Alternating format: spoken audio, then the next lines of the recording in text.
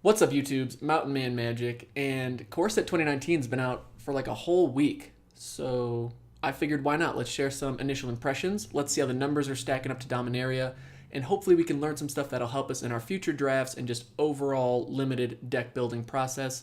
Let's get into it.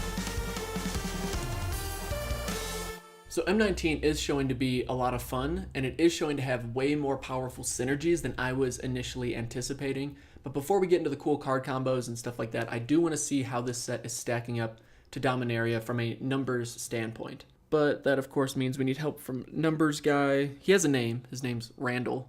I just call him Numbers Guy. Numbers Guy, where are those new M19 numbers? It's ice cream, yo. Every flavor. It's phenomenal. It's so good.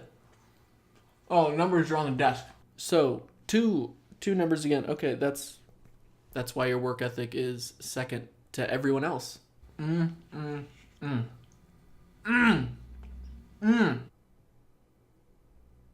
this doesn't look too significant. I mean, it's showing that across the set the average power is even lower, but the average toughness is even higher than Dominaria. So is that saying that this format is going to be even slower than Dominaria? What? Well, there's other numbers there. Surely someone as smart as you can turn a page. You know, you need to be more sophisticated, like this pistachio ice cream. It's decadent. It's got full flavor. It is truly. What is with that accent? What are you talking about?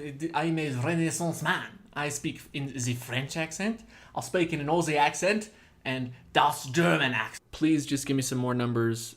Yeah, on the next page is the breakdown of all the creatures. Quattro CMC and below. Moving right along, let's check out those numbers, shall we? We can see here that there are a few deviations from what we had seen in Dominaria. Right off the bat, we can see the 1-drops are actually showing a much higher disparity between their power and toughness than we saw with Dominaria. This is namely because there's a couple 0-3s that are clearly going to throw off the averages a bit. 2-drops are showing to be even better blockers as well, with slightly higher averages than Dom, and a larger disparity between the power and toughness, which I was surprised to see, especially when this set doesn't have kicker. 3-drops are probably showing the most interesting difference. In Dominaria, they were almost the same averages, but now the 3-drop spot is looking like we're most likely to drop something along the lines of a 2-3 than anything else, which does not bode well for picking up the pace. 4-drops look the most similar to Dominaria. They have almost the same averages, not overly powerful, but definitely stronger than their predecessors. Obviously a 4-drop is going to be better than a 3-drop. No, what I'm saying is the jump in power from that 3-drop to 4-drop spot is the highest difference than any of the other averages we looked at. You know? Like, do you have any other numbers that we can look at? Don't worry, I got evasion numbers for you. Don't go flying off the hinge. You must think I'm a real menace. Just give me the numbers, please. Come on, dude. Don't be rude, okay? So it looks like the evasion numbers aren't remarkably different either. There is a big difference, though, if we look outside the 4 CMC creature window that we're looking at, in that there is a lot more access to trample than there was in Dominaria. And the reason I find trampling to be so at least noteworthy, I guess actually it's 2 reasons. One, I think trample is one of the most difficult mechanics to deal with. Again, you can't chump block it like you can a flyer or something like First Strike. Menace, you can typically at least, do a double block. Maybe you don't get to trade as optimally as you would if you could just 1-for-1 it. Trample sets up situations to be higher reward for yourself and higher risk for your opponent. And this brings me to my second point, which is that trample now adds additional value to stuff like combat tricks. Because now not only is it you essentially trading your combat trick for their creature, it's also you trading your combat trick for their creature and getting that additional damage. And even in the week of me playing a handful of drafts, I've seen way too many games end within 1 or 2 life or 3 life, where that trample damage at some point in the game really did make the game deciding difference. I'm wearing a sweater. I got pistachio ice cream. And I even did an analysis, although light, of Dominaria and M19. Oh, you got removal numbers now? Man, I really appreciate that. I think that's going to help a lot. Whatever you say, simpleton. Oh. Now this is really interesting. There's a pretty big drop in removal going from Dominaria into M19, but then there's also quite an increase in combat tricks. So I find this interesting. I know all the creature numbers that we looked at would generally have us thinking that this set may actually be slower because there's just not as much power in the creatures, but I have to support my own anecdotal opinion and build some type of confirmation bias here, right? So here we go. We can assume each side of the table is going to have removal and combat tricks, sure, but the removal in this set is also not as often instant speed. Like in Dominaria, you could build almost any deck and at least one of your colors was going to give you early game instant removal. Like you had black with Vicious Offering, you even had Fungal Infections.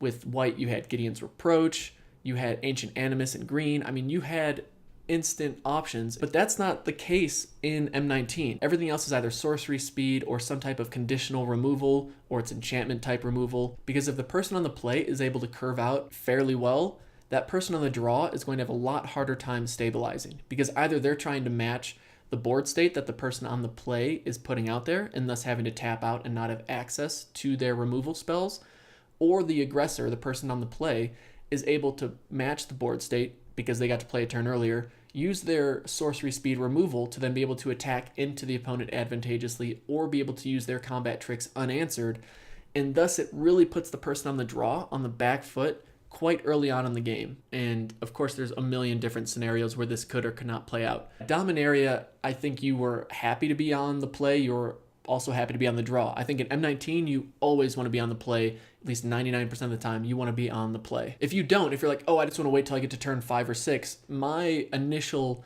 assumption would be that your deck is probably too slow and is going to be punished in one of the 3 matches you end up playing. And white-red is definitely one of these main archetypes for this go aggressive, go wide deck because of the combat tricks, because of the trample they have.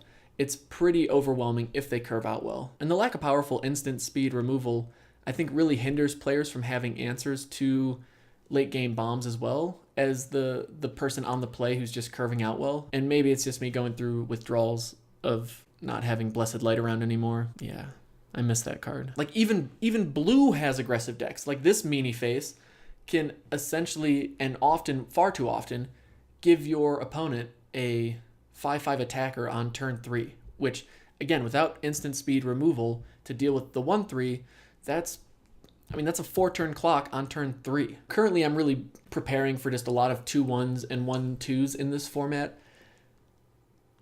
And my final first impression of M19, or I guess just sad observation, is this set definitely does not have anywhere near the value that Dominaria did. And I know core sets generally aren't the most value-packed sets, but everything still costs the same, like drafts and sealed. So it really stings a lot more if you're in an unlucky seat, if you just don't open up high power, high value cards. If you're on a budget like me and you're just trying to play as much as you can, as affordably as you can, drafting's going to pinch your wallet a bit more in this set. But if you're liking it, if you're enjoying this, I can also now record my drafts. So if you like that type of content, this video, other drafts, please do subscribe. It means a lot. It helps me out a lot. And you'll then be alerted to the best drafts up on YouTube when I upload them. Best drafts on YouTube. Let's look at some cool card interactions. And one of my favorite, I think, well, one, it's really powerful, but it's also a really cool flavor win, is Death Baron and then playing Skeleton Archer. Because Skeleton Archer now having Death Touch means whatever it pings for 1 is now lethal damage. So that's a pretty powerful combo, and I think it's a pretty awesome flavor win. In the same vein, one of my favorite cards is Declare Dominance, and you team this up with like Daggerback Basilisk.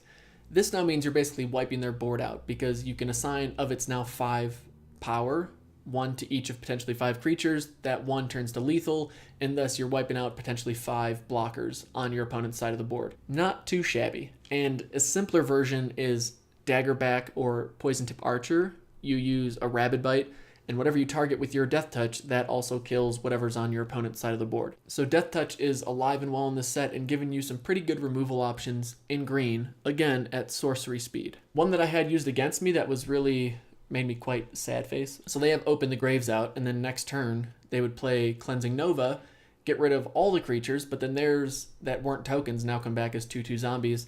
So that was a bit unfortunate. Reassembling Skeleton works in the same vein with Open the Graves in that you now have something that can block whatever. It dies, it gets you a zombie, and then you bring it back, and it just keeps repeating that process over and over. And now this may actually be my favorite, is you have Act of Treason, and then you play Thud. sacrificing your opponent's creature. Active Treason in general is just a great card for the black-red archetype where you are taking your creatures and then sacrificing them to the many options that are there. I just think it's pretty funny to Active Treason their card and then throw it at them with Thud to close out a game. So what have been some of your favorite cards thus far? How have your drafts or sealed pools gone? What are the cool card interactions that you've come across or just decks you've built and how they've done? I'd love to hear about it in the comments, and if you're enjoying this video, I'd really appreciate you hitting that subscribe button, that like button. If you want to support me and help me keep making content, please check out my Patreon page in the description below. Either way, I just really appreciate you watching. Hope you're having a good day. Hope you're enjoying M19. We'll see you in the next video. Peace.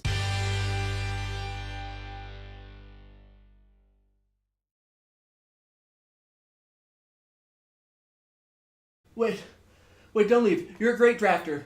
The best. Please help me out. Please. My ice cream is melting.